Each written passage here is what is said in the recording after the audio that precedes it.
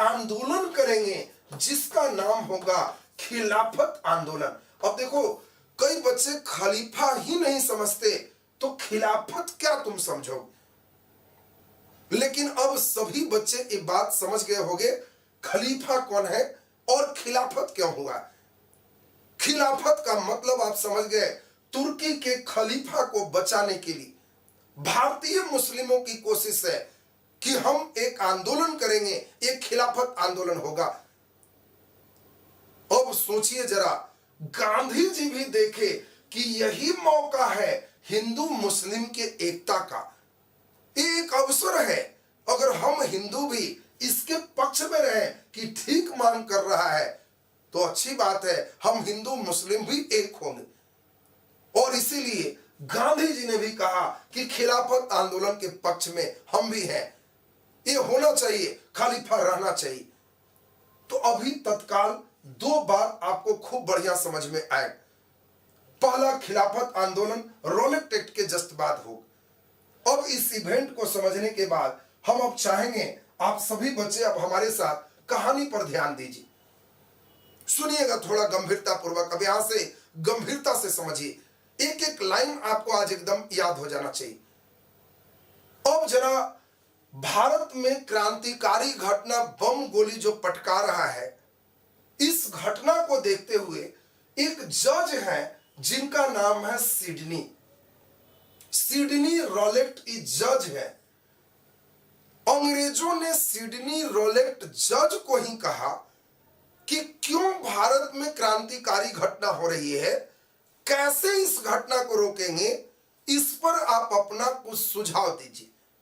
बातों को जरा ध्यान देंगे, आप अपना कुछ सुझाव दीजिए, कैसे भारत में क्रांतिकारी घटनाओं को रोक सकते हैं। अंग्रेज जज है, पागल वाला डिसीजन दिया, कहा कि ऐसे थोड़े रुकेगा, कठोर कानून बनाना होगा। इसने सिफारिश दे दिया कि जिस पर भी शक हो, लगे कि ये आतंकवादी घटना, उग्रवादी घटना करता है, उस व्यक्ति को बिना कारण बताए अरेस्ट कीजिए। अरेस्ट के बाद एक कोर्ट में जाके छूट जाता है, भारतीय वकील इसको फ्री में मिल जाता है, तो इस पर रोक लगाइए कि जिसको हम इस एक्ट से अरेस्ट करेंगे उसको कोई कोर्ट में अपील करने का, कोई वकील रखने का राइट नहीं होगा। हम जब तक चाहेंगे उसको बंद रखेंगे। अब बताओ, जज साहब हमारे सिडनी रॉलेट एक सिफारिश किए हैं और इन्हीं के सिफारिश पर 17 मार्च 1919 को एक एक्ट आया। इनके नाम से ही एक्ट का नाम रखा गया रॉलेट एक्ट। कई बच्चा सोचता है कि रॉलेट एक्ट क्यों नाम पड़ा, क्योंकि सिडनी रॉलेट एक जज है और वो भारत में क्रांतिकारी घटना कैसे रुके, इसके लिए एक सिफारिश किए हैं कि जो लोग पर शक है उसको बिना कारण बताए अरेस्ट कीजिए, उसको कोई कोर्ट वोट जाने का परमिशन नहीं रहेगा, और जो भारतीयों को जो अधिकार है, मौलिक अधिकार, वो नहीं रहेगा। हम इस एक्ट के अधीन अगर उसको अरेस्ट करेंगे तो बंदी प्रत्यक्षीकरण वाला कानून लागू नहीं होगा कि 24 घंटे के अंदर जो बंदी है उसको मजिस्ट्रेट के सामने प्रस्तुत करे, ये उसके मूलभूत अधिकार छीने जाएंगे। और भारतीयों ने कहा कि कौन काला कानून बना दिए हो। गांधी जी कह रहे हैं कि रॉलेट एक्ट तो काला कानून है। क्यों भाई, क्यों काला कानून है? क्योंकि ये एक्ट कहता है ना अपील, ना वकील, ना दलील। नो अपील, नो वकील, नो दलील। हम पकड़ लिए तो अपील भी नहीं होगा, वकील भी नहीं रख सकते, दलील भी नहीं सुन सकते। भारतीय कहा कि ये तो गड़बड़ है। तुम जिसको चाहोगे कह दोगे कि उग्रवादी है, तब तो तुम जिसको चाहोगे बंद रखोगे। गांधी जी भी कह दिए कि बहुत हो गया, पूरे देश में अब हड़ताल चलेगा, देशव्यापी हड़ताल होगा। और देशव्यापी हड़ताल 6 अप्रैल को निर्धारित रखा गया कि पूरे देश में 6 अप्रैल को हड़ताल चलेंगे। अब एक इंपॉर्टेंट बात समझिए, जब हड़ताल हुए तो सबसे ज्यादा प्रभाव देखने को पंजाब में मिला। पंजाब में दो व्यक्ति मेन लीडर थे, डॉक्टर सतपाल और सैफुद्दीन किचलू। इस सतपाल और सैफुद्दीन किचलू को जब जेल में डाला गया, पूरा पंजाब जल उठा। पूरे पंजाब लगने लगा कि अब कहां हंगामा होगा, कोई ठिकाना नहीं है। तो वहां पे आप जानते हो, पंजाब में सैनिक शासन लगाया गया और जनरल डायर को हेड बना दिया गया, जो अपने बहुत बड़ा कुकर्मों के लिए जाना जाता था। जनरल डायर कड़े नियम कानून के लिए प्रसिद्ध थे, और जब देखा कि पंजाब में हंगामा है, इसी को वहां सैनिक प्रशासन का हेड बना दिया। अब वहां पे 13 अप्रैल 1919 की घटना है, बैसाखी पूर्णिमा है, और उस दिन इसी जालियांवाला बाग में कुछ भारतीय अपने बच्चों के साथ मेला घूमने निकले थे।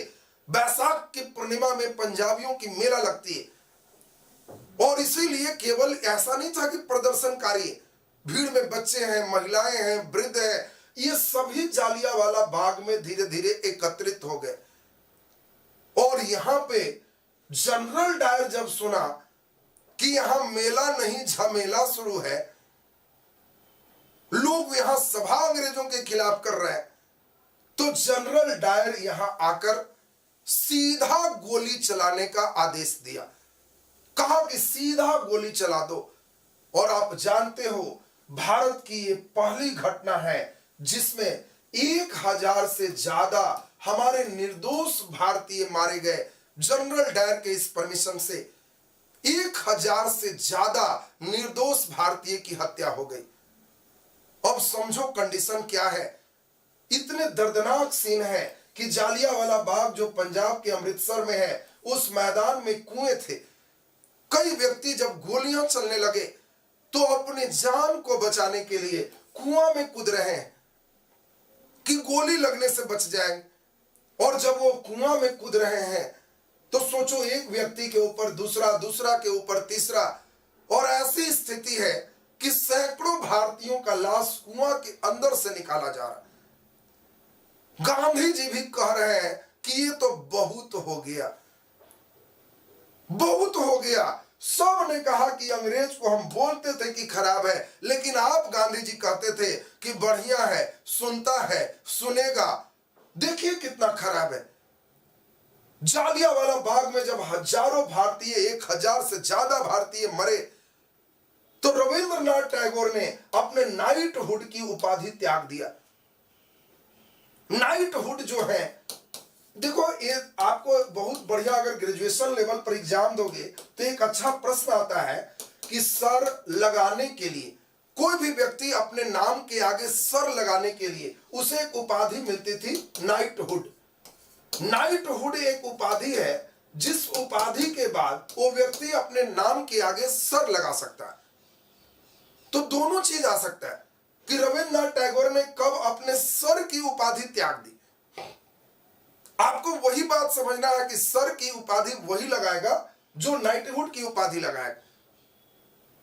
दूसरा एक और बहुत डीप लेवल पे अच्छा प्रश्न है, बहुत बढ़िया शानदार प्रश्न है कि किसके समय, किस वायसराय के समय, आपसे प्रश्न पूछा जाएगा कि किसके समय भारतीयों को राय, राय बहादुर, सर, ये सब की उपाधि देना प्रारंभ किया गया।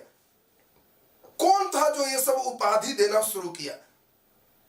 यह भी एक अच्छा प्रश्न है कि किस गवर्नर जनरल या वायसराय के समय भारतीयों को राय या राय बहादुर की उपाधि देना प्रारंभ हुआ। तो आपको ध्यान रखना है कि वो व्यक्ति का नाम, उस वायसराय का नाम है Lord Lytton. Lord Lytton, Lord Lytton ने भारतीयों को सर, राय बहादुर, ये सब की उपाधि देता था। और उसी क्रम में हमारे रविंद्र बाबू को भी सर की उपाधि मिला, नाइटहुड का। जब वो देखे कि एक 1000 निर्दोष भारतीयों को अंग्रेज मार दिया, तो कहे कि नहीं चाहिए मुझे ऐसी तुम्हारी उपाधि, और इसीलिए नाइटहुड की उपाधि इन्होंने त्याग दिया। गांधी जी ने भी इस घटना को कहा कि अंग्रेज तुम्हारी हिमालय से भी बड़ी गलती ये है। ये भी एक अच्छा प्रश्न है, किस घटना